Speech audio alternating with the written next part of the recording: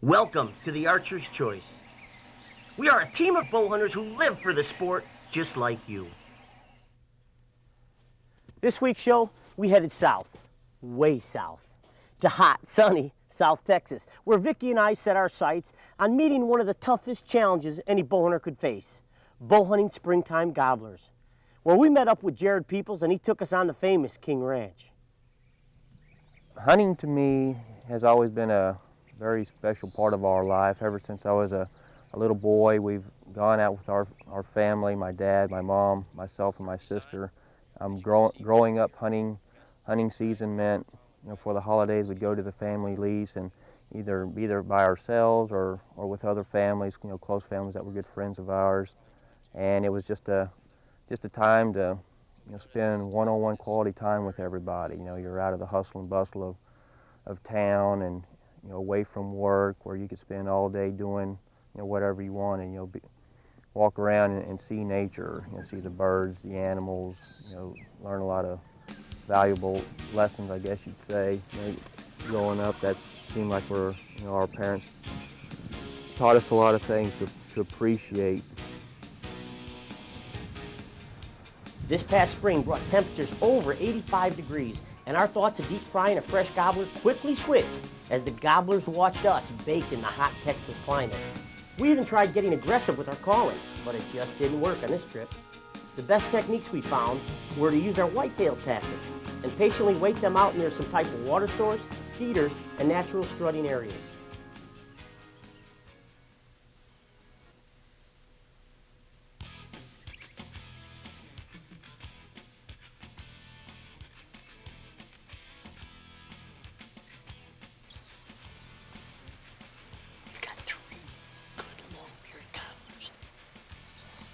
Strutting right over there. They've got hens up in a tree. They've got the hens going around there just strutting. They've been, when we drove up for this afternoon hunt, they were at the water hole. We sort of screwed up. They just took off. They maybe went about maybe 80 to 100 yards away. Now they're just, once again, they're just strutting. The hens are, everything's getting back to settled in, relaxed. And it's a waiting game. And I don't know if I can handle it once again. I think it's about 150 degrees in here in the blind. We have, and this is probably a good point, is when you're hunting hot weather, early fall, a lot of times you're going to be hunting hot weather. If you're in Texas, the majority of the whole fall is hot weather. Down here in the springtime when you're turkey hunting, a couple companies like this one's Whitewater, they make this mesh real tree netted suit. I'll tell you what. This is a savior. They make them in all the patterns, hardwoods, the snow camel, the extra gray or brown. What's super about this is when you're hunting this hot weather, all you gotta do is wear a pair of shorts and maybe, just a t-shirt, not even a t-shirt, and just put this suit on. It gives you all the concealment you need, but it allows you to breathe in these hot days. Now, we just gotta wait and see what these gobblers are gonna do. If the hens come, we've tried doing a little bit of clucking, a little bit of yelping. They want nothing to do with it. For years, all that we've done out here is bow hunting only. That's what our program was based upon. But what we found is we don't have as many bow hunters to take the amount of turkeys that we have out here. So from a business standpoint, it makes more sense to try and do a little more turkey hunting. So now, for the years to come, we're looking to open it up to some shotgun hunting. We've done very, very limited ones in the past, but we're going to get more into it. So we'll try to set up some things, some hunts, and see how it goes, and hopefully expand upon this.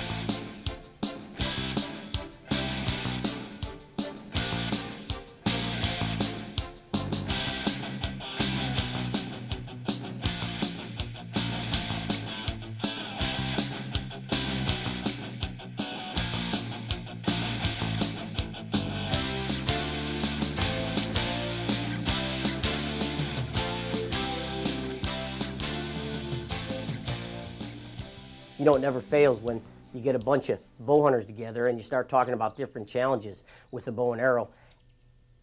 Almost every time it pops up, turkeys. And you talk about something so little. Now we've all met the challenges as far as, you know, elk, moose, deer, bear. You know, even some of us have met the challenge of Cape buffalo and lying with the bow. Turkeys have the unique ability of destroying you.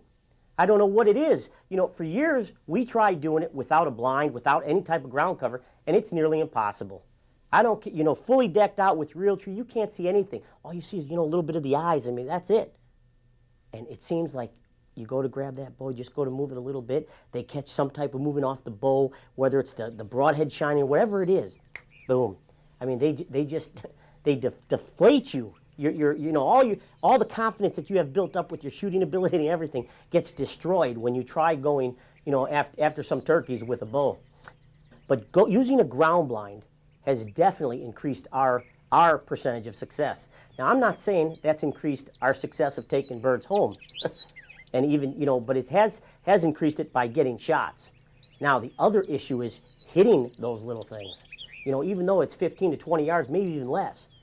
What you have is you have a target that's really never stationary. This thing is constantly moving back and forth. The head's doing this, looking all around. I mean, if we could see like a turkey could and turn our head around, I'm going to tell you, we'd be the ultimate predator. But we can't.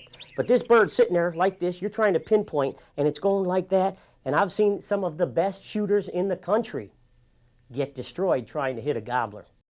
I like hunting turkeys down in Texas because the numbers down there are just unbelievable. If you have a missed opportunity, which Ralph always has for some reason, but if you have the opportunity to shoot at a bird and you miss it, the chances of having another bird come by is real high. I mean, the chances of it is to the point where all you have to do is pick up your blind, move a little bit, set up again, do a little more calling, or set up by a water hole, and you're going to have opportunities again. It's not like up in Illinois where we live, where there's only a few birds coming out, and if you miss that opportunity, you get them all the way and you shoot and you miss. That could be it for your season. Down in Texas, you have opportunities, a few of them possibly, every day. So if you miss, then, you know, you still have that opportunity to maybe make it up and try to redeem yourself, you know, and get another shot and maybe harvest that bird. Hunting turkeys down in Texas, you really need to be mobile. Maybe more mobile than you would in other areas. There's a lot of concept of doing running and gunning. And when you're down in Texas, you really need to be ready to do that. You can't just set up in one location and expect that those turkeys are going to come into your calling or your decoys. We ran into that situation. The turkeys were not coming into our calling and they were not coming into our decoys. So we needed to pack up that blind and head somewhere else. But we've realized what we're going to do is we set up between the roost and the water hole, figuring that when they got up in the morning, they get down, they're going to be thirsty. It was extremely hot while we were down there hunting. It was so hot, I mean, it was like 96, 97 degrees before noon, before 11 o'clock. So those birds are thirsty already. So what we did was we intercepted them as they were going from the roost to the water holes.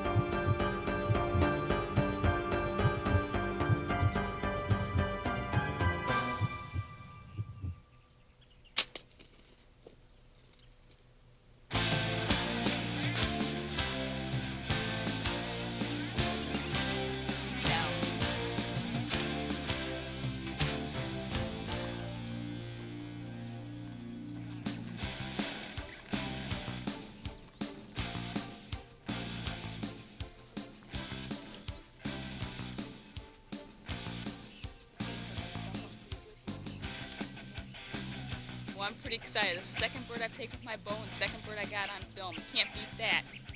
Right now my equipment, I'm set up with a Hoyt Havoc set at about 53 pounds, a turkey tangler. It's a new arrow that we're testing, field testing here, tipped with a gobble getter from New Archery Products, and you saw what the damage it did. It went, heck, not even 30 yards.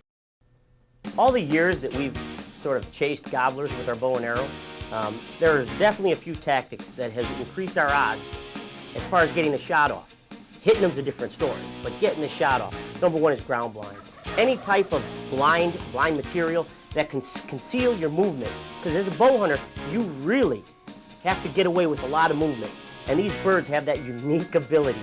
Boy, they could almost see completely around.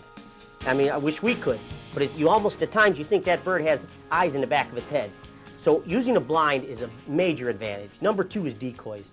Here you are sitting making a call. These birds have the unique ability to pinpoint where that sound's coming from. They come out into that open field, they're looking right at you. That decoy takes their attention away from your calling situation to the decoy. And a real good thing that we've learned, having just a stationary decoy against maybe something that moves on a decoy, whether it head bobs or it swings in the wind, no comparison.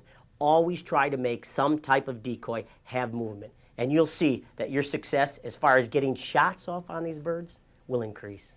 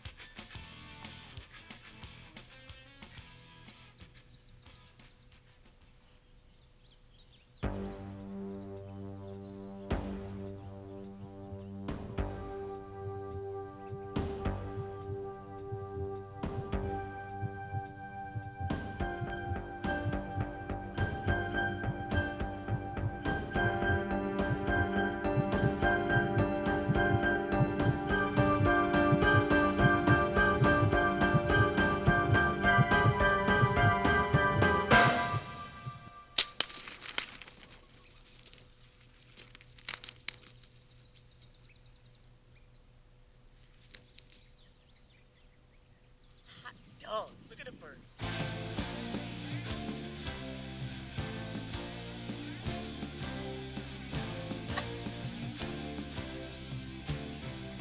Nice fan.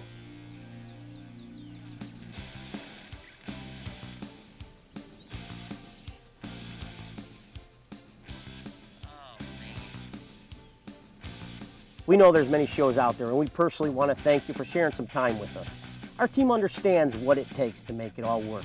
Lord knows we're no brain surgeons, and everybody makes mistakes. Hopefully, we learn from those. God is the ultimate teacher in life and or death. And Mother Nature, she's made us her supreme predator. That's the reason why we should never be ashamed or question why we hunt. We have to stop fighting amongst ourselves. Whether it's recurve, longbow, compound, we're all bow hunters. Stand strong and be proud, and let everybody know your choice, it's the archer's choice. See you next week.